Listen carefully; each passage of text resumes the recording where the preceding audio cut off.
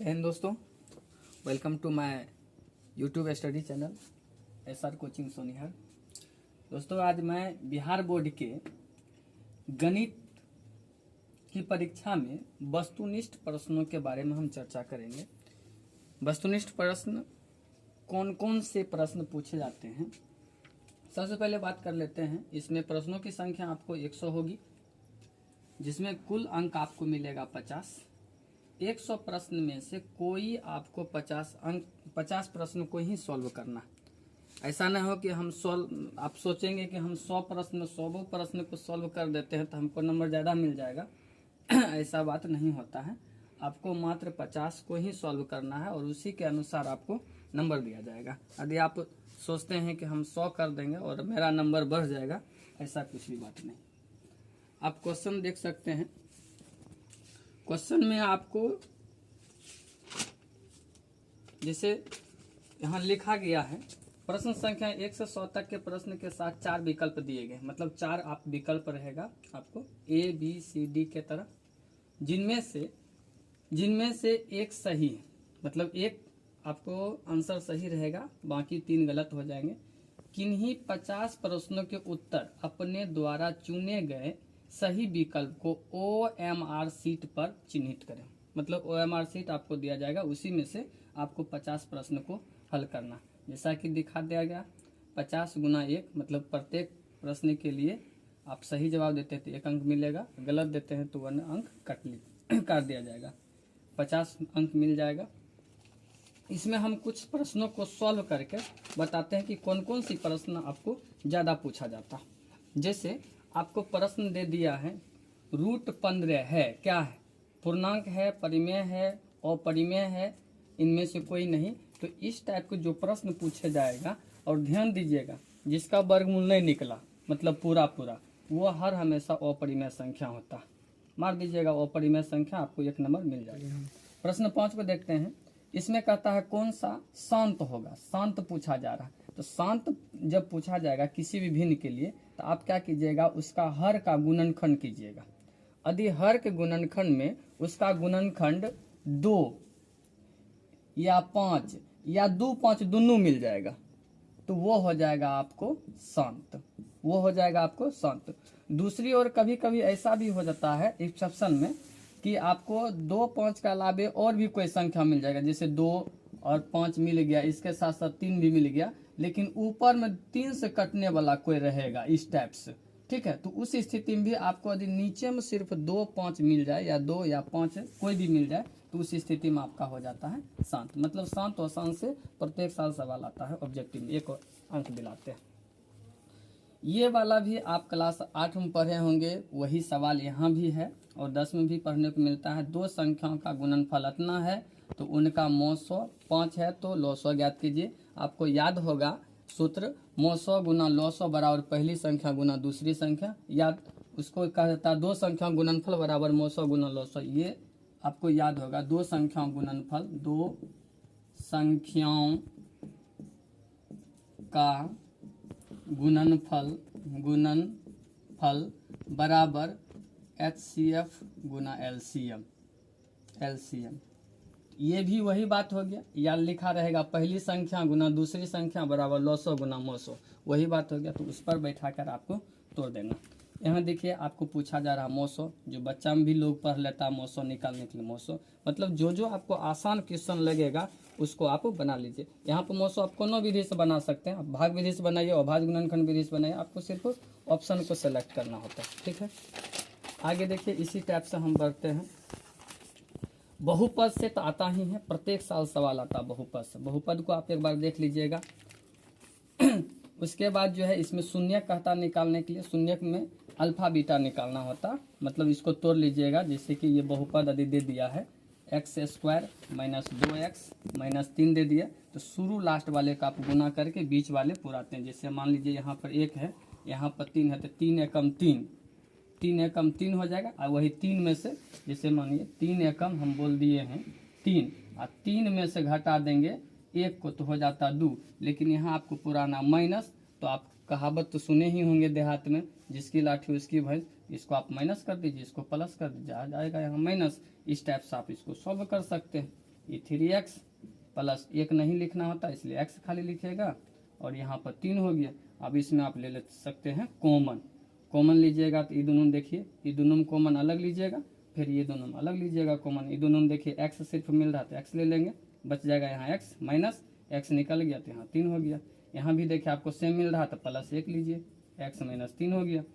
ये दोनों में से देखिए मिल रहा सेम, फिर x माइनस 3 हो गया, यहाँ पर x प्लस 1 हो गया। अब इसको x माइनस 3 बराबर 0, x बराबर 3, फिर देखिए x प्लस 1 बराबर 0, इसलिए जो है x बराबर हो जाएगा -1। अब देखिए 3 माइनस 1 कहाँ है, 3 माइनस 1 देखिए सी में है, इसलिए सी सही हो जाएगा।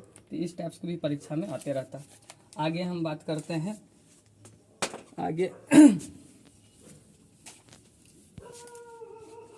आगे देखिए इसमें भी पूछा जाता अल्फा प्लस बीटा, ये हो गया। त्रिघात बहुपद में पूछ देगा अल्फा बीटा गामा का मान क्या होता है, alpha into beta into gamma, इसका सूत्र लगा करके इसको बाय कर लीजिएगा जितना होता। मतलब आसान से आसान सवाल पूछा जाता है इसमें भी देखिए घात पूछा जा रहा है, बहुपद अतना का घात है, तो घात इस टाइप का जब सवाल आएगा तो आप देखिएगा जिसका सबसे ज़्यादा पावर रहेगा वही उसका घात होता है। जैसे इसमें देखिए x पावर 3 है, यहाँ 2 है, यहाँ कुछ नहीं तो 1 है, तो सबसे बड़ा कौन है, 3 है ना, तो इसलिए हो जाएगा बी नंबर सही आंसर हो जाएगा। आगे देख लेते हैं इसी टाइप से। इसमें देखिए कहता किसी द्विघात बहुपद के शून्य के 1 है, तो उसका कहता है द्विघात आप माने होंगे ये अल्फा प्लस बीटा है, ये अल्फा इंटू बीटा है, उस पर बैठा कर आप ही निकाल सकते हैं। फिर देखिए यौगिक पूछा जा रहा है, यौगिक आप बच्चा में पढ़े होंगे। आगे देखिए इसी टाइप से आगे आपको जैसे देखिए ये वाला कंडीशन तो आपको याद ही होगा, a1/a2 बराबर b1/b2 बराबर c1/c2, कौन सी होता, अद्वितीय होता, कोई हल नहीं होता, अनंत हल है, इनमें से कोई नहीं, वो तो पढ़े ही होंगे, उसको आप कर लीजिएगा।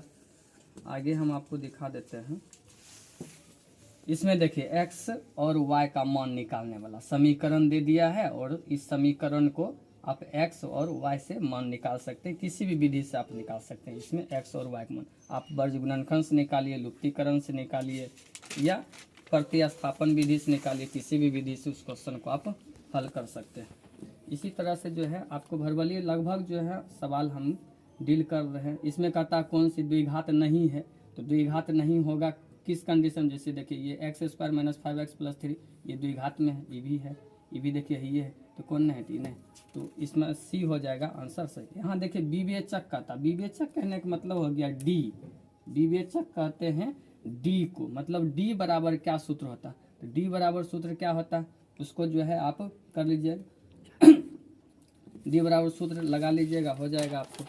आगे देख लीजिए उसी टाइप से, यहाँ विभक्तर कहता है, यहाँ भी आपको डी ही निकालना है, ठीक है।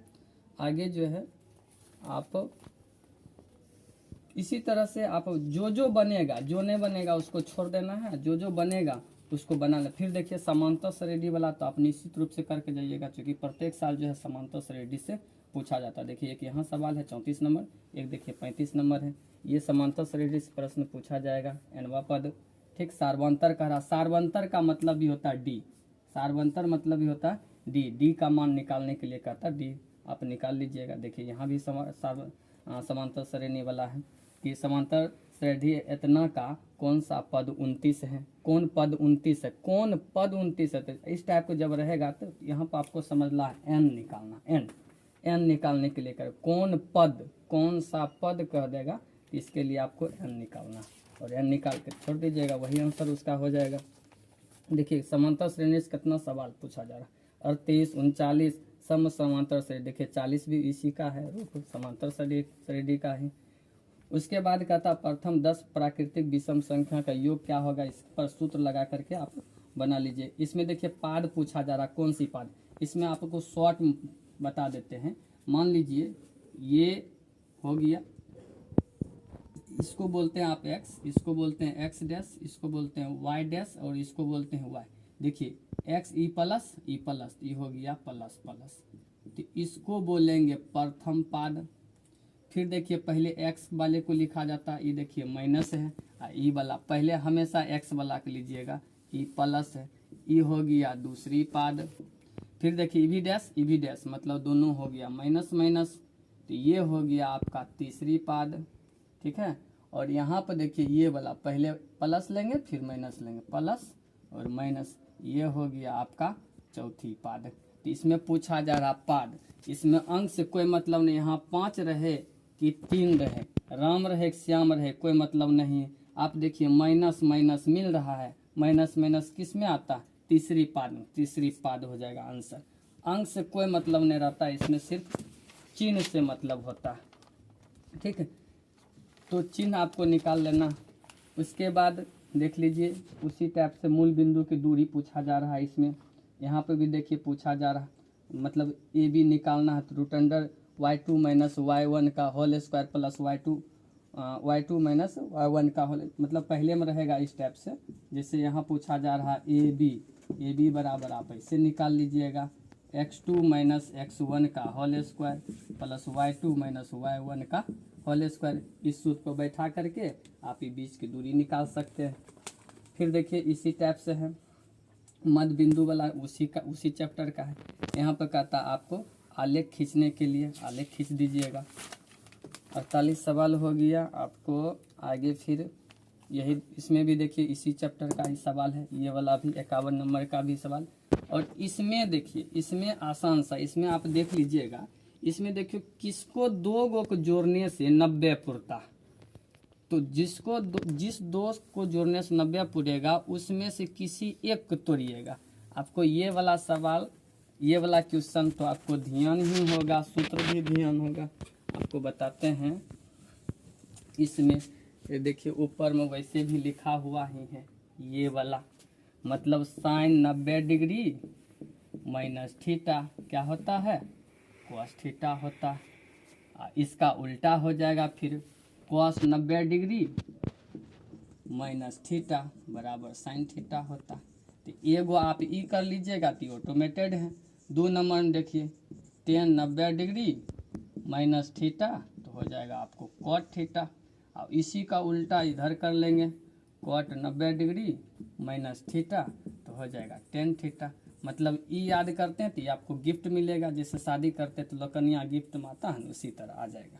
उसके बाद हो गया कोसेक 90 डिग्री माइनस थीटा तो हो जाएगा सेक थीटा, ठीक है। इसी को उल्टा आप लिख सकते हैं, फिर सेक 90 डिग्री माइनस थीटा तो हो जाएगा आपको कोसेक थीटा। देखिए यहाँ पर पूछ रहा है एगो कोसेक 90 डिग्री माइनस थीटा तो क्या हो जाएगा आपको सेक थीटा, ये सही हो जाएगा। इसमें देखिए यहाँ 48 है 42, दोनों जोड़ते हैं तो 90 पुरता है, एकरा तोड़िएगा तो एकरा ने, एकरा तोड़िएगा एकरा ने।